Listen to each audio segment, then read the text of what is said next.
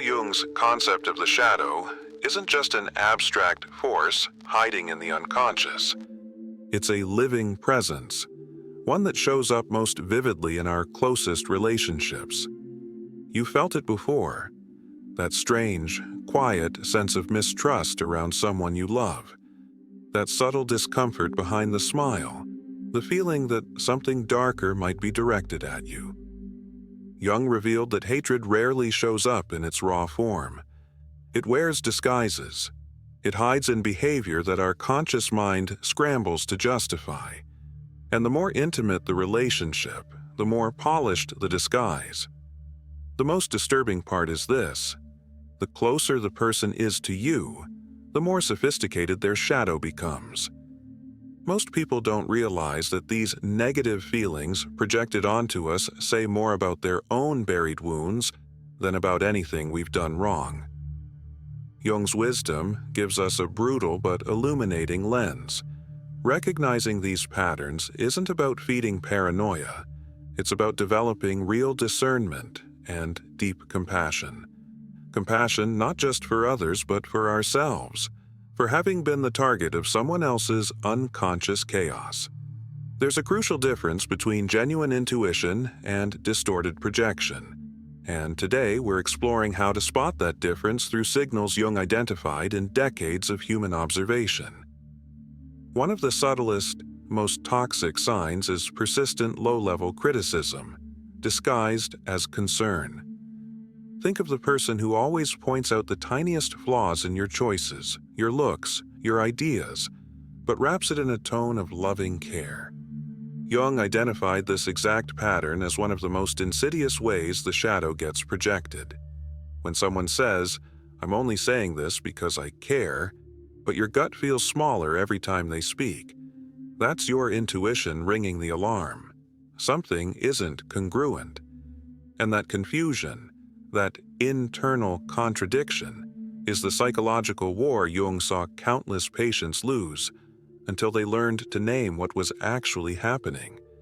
There's a fracture between what the intellect accepts and what the body instinctively feels.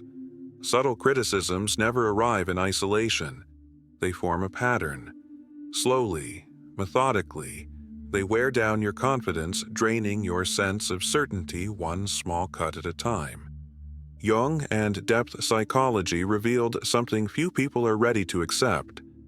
Those criticisms often reflect the rejected aspects of the one doing the criticizing. The person who constantly comments on your messiness may be projecting their own internal war with chaos and control. What appears to be concern is usually an unconscious attempt to manage their anxiety, because you embody a part of them they've refused to integrate. In Jung's clinical work, he noticed a revealing trend. These critiques almost always target areas where you possess gifts, qualities the other person secretly resents. Criticism, then, becomes a way for them to silence the discomfort they feel in the presence of your light. This is what Jung called unconscious hatred. Hatred that operates far below awareness, masked by politeness, cloaked in care. The real power of Jung's insight wasn't just in identifying this dynamic, but in teaching how to face it without collapsing. He called it compassionate detachment, the ability to observe behavior without being pulled into the emotional theater it's designed to provoke. When you cultivate that detachment, you begin to see through the performance. You stop reacting to the surface attack and start recognizing the human pain underneath it. So what do you do when confronted with these covert attacks? First, honor your perception. If something feels wrong, it probably is. Then ask yourself, what does this criticism reveal about the one giving it? That simple question, so central to Jung's process of individuation, turns what could have been an emotional wound into a deeper understanding of human nature. Now consider this: hollow praise, wrapped in cold energy.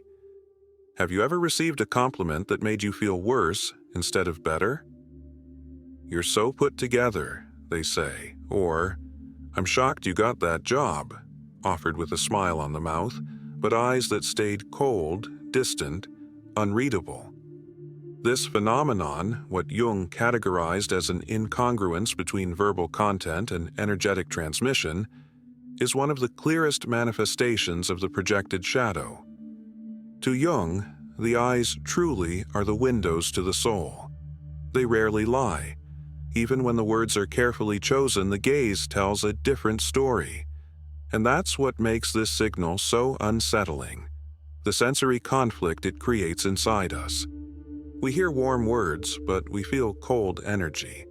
That split is what Jung described as an emotional double bind, a form of communication that simultaneously affirms and rejects. It leaves us stuck in a quiet fog of confusion and self-doubt. On one level, the message is praise. On another, it's a silent rejection. In his work on human relationships, Jung documented that this kind of hollow praise often shows up at key moments, when you've accomplished something meaningful, when others celebrate you sincerely, or when you express qualities that threaten the self-image of someone who secretly resents you. The empty compliment becomes a social mask, a polite cover for envy, for judgment, for inner conflict they can't name. The Jungian tradition makes something very clear. This behavior is rarely conscious. The person isn't plotting to send you a mixed message. They themselves are trapped in an inner contradiction. One part of them, the socially adapted self, knows it's appropriate to acknowledge you. But the other part, the unprocessed shadow, feels threatened by your presence. The result is communication that splits in two. And while your mind may try to explain it away, your body knows instantly. You feel it in the gut, in the shift of your breath, in the sudden need to shrink without knowing why. Spiritual masters across traditions, from Buddhist monks to contemporary mindfulness teachers, agree with Jung on one thing: the body knows first. Intuition often catches the emotional truth long before the conscious mind does. And that truth is this: beneath many smiles lives something unresolved, and your nervous system can sense it, even if your logic refuses to admit it.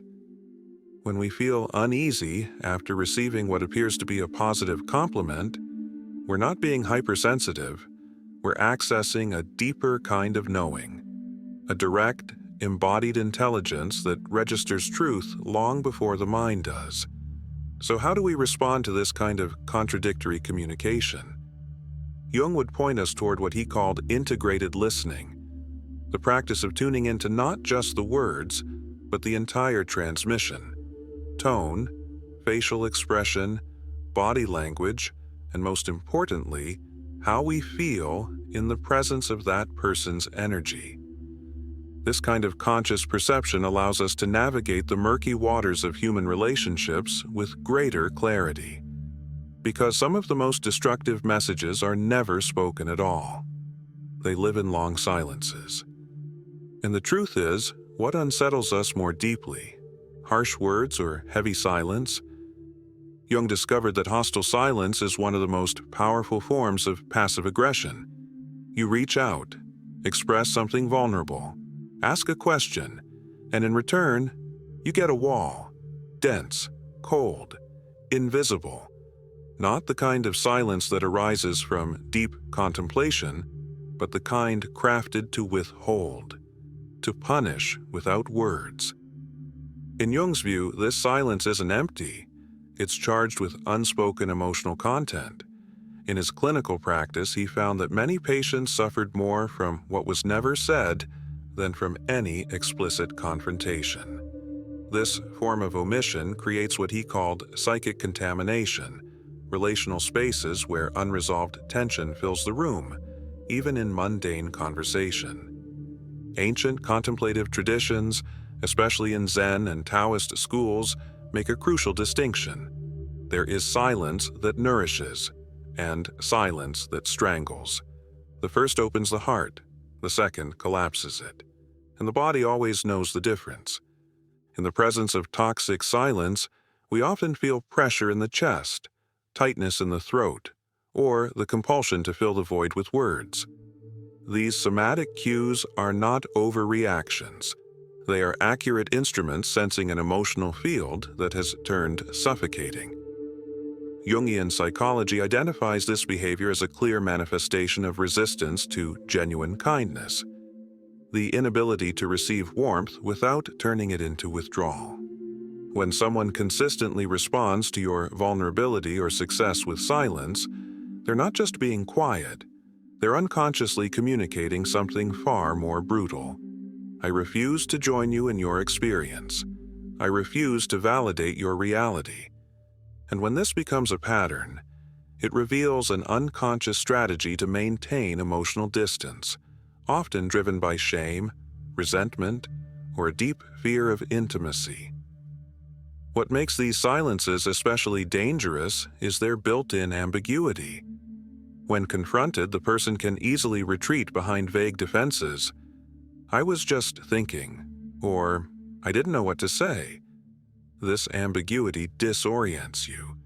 It's what Jung identified as emotional gaslighting, a subtle erosion of your confidence in your own relational perception. You begin to question your instincts, your reactions, your sense of truth. So how do you navigate this kind of loaded silence? Jung would tell you to stop focusing on isolated incidents and start watching the pattern. Do these silences appear after specific topics? After moments when you've achieved something meaningful? After you express something they can't meet? There is a pattern, and when you bring conscious attention to it, you anchor yourself in discernment rather than paranoia. The presence is constant, but the energy is always heavy.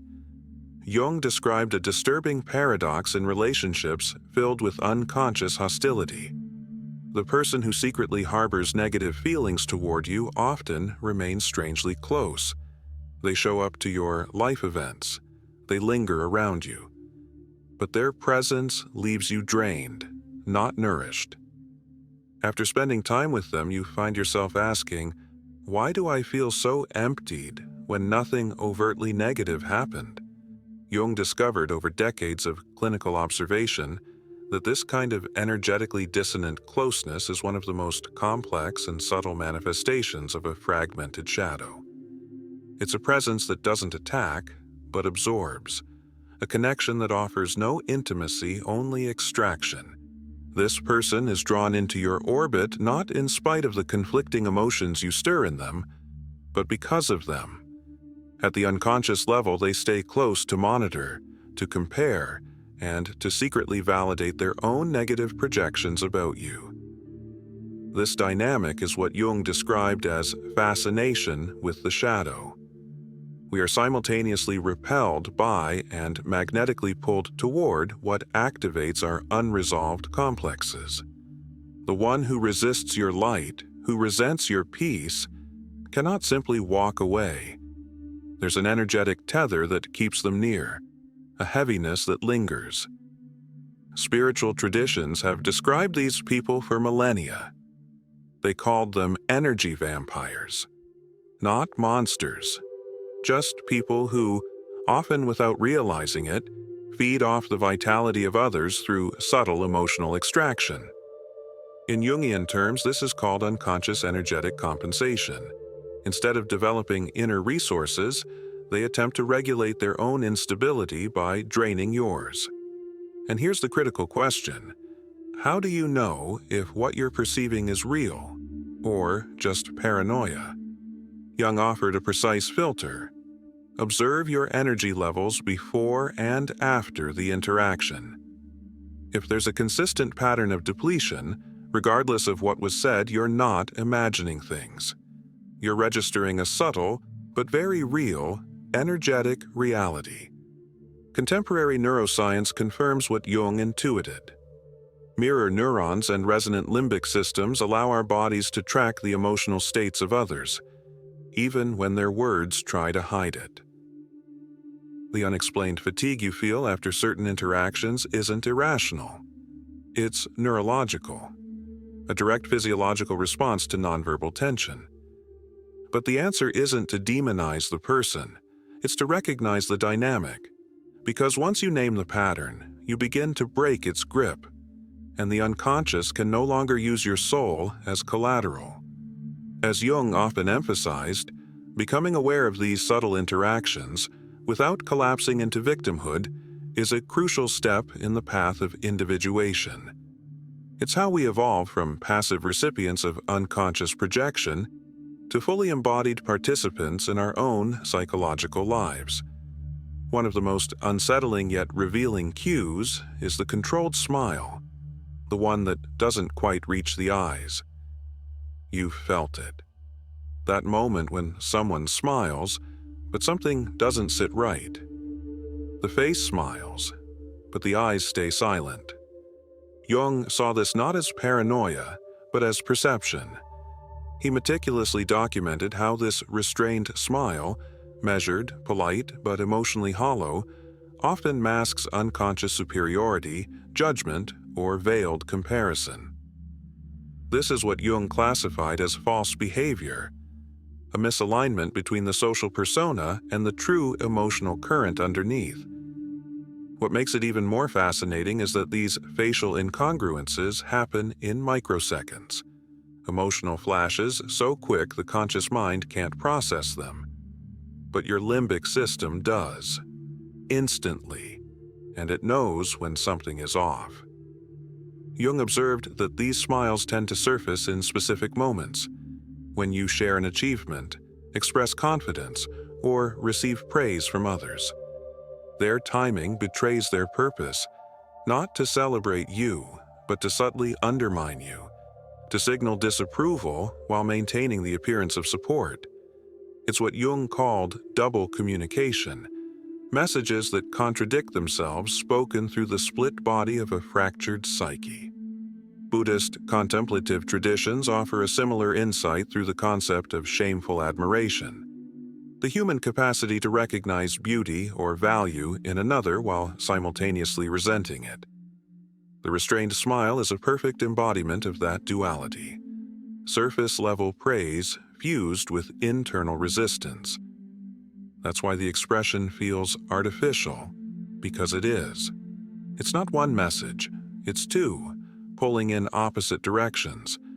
And your nervous system, not your logic, is the first to catch the fracture. When we perceive these restrained smiles from people close to us, our first instinct is to doubt ourselves. Am I just imagining things? Jung would insist. No, you're not.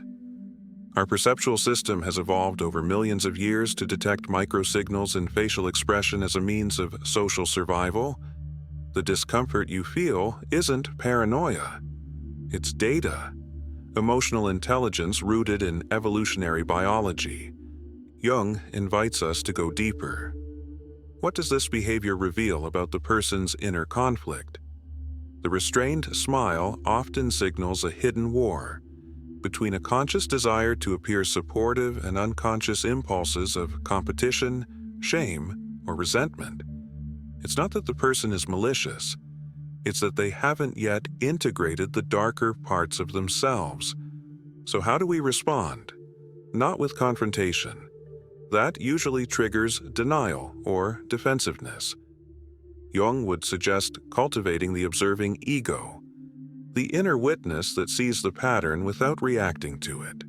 This kind of expanded awareness lets us stay present in difficult relationships without losing ourselves, holding compassion not just for our wounds, but for the ones others don't know they carry. Now consider this: help offered with a hidden price. Have you ever received a favor that left you feeling smaller? A gift that felt more like a message than an act of generosity? Jung identified this as one of the most refined expressions of covert hostility. Help not offered out of care, but as a subtle move to establish superiority, exert control, or generate emotional debt. What makes this behavior so difficult to call out is its disguise of virtue. How do you question someone who's just trying to help? In Jungian psychology, this pattern is called compensatory altruism, a dynamic where external acts of kindness are used to cover unconscious drives of dominance and self-elevation. It's not generosity, it's shadow, dressed as virtue. The person who constantly offers help you didn't ask for, especially in areas where you've shown no need, may not be offering support at all. They may be sending an unspoken message: you are incapable without me. This dynamic quietly establishes a hierarchy. The helper takes the superior position, morally, emotionally, functionally. Jung observed that this behavior often comes with subtle but telling signs. The helper overemphasizes their sacrifice. They repeatedly reference past favors. They show quiet irritation when you solve something without their involvement. These are clues, not of true generosity, but of what Jung called an investment in the savior role. Ancient spiritual traditions, from Taoism to early Christianity, made a similar distinction. There is giving that empties and giving that fills. True generosity energizes both giver and receiver. Pseudo-help, on the other hand, leaves both people drained, one resentful, the other guilt-ridden. Jung's insight aligns perfectly with this perennial wisdom. The energetic quality of the interaction always reveals the truth, no matter how it looks on the surface. And the most insidious part of this behavior is the guilt, subtle or overt, that comes attached to the offer. The kind of help that makes you feel like you're always slightly in debt, never quite deserving, always just a bit inadequate. Jung called this a projection of the shadow of inadequacy. The unconscious person displaces their own self-doubt onto you, making you carry what they refuse to face in themselves. Neuroscientist Antonio Damasio confirmed Jung's intuition through his research on somatic markers. Our bodies register the dissonance between the surface of an offer and the deeper, hidden intent. That feeling of inexplicable discomfort when receiving help, that's not paranoia. That's your inner system detecting an emotional imbalance before your mind can explain it. So how do you respond? Jung's answer was simple but powerful. Without victimhood, set boundaries. Say no when your intuition tells you the help comes with strings. This is a crucial step in individuation, reclaiming your inner authority. And at the same time, cultivate compassion for the wound behind the behavior. Respond with wisdom, not reaction, because this isn't about demonizing others. It's about seeing clearly and stepping out of unconscious dynamics that no longer serve your growth. Comment below: I don't owe energy to anyone's shadow. Let it be your anchor. Let it be your return to sovereignty. If this message resonated with you, share it with someone who needs to transform toxic patterns into opportunities for growth. Subscribe and hit the bell for more reflections on depth psychology and shadow work. See you in the next video.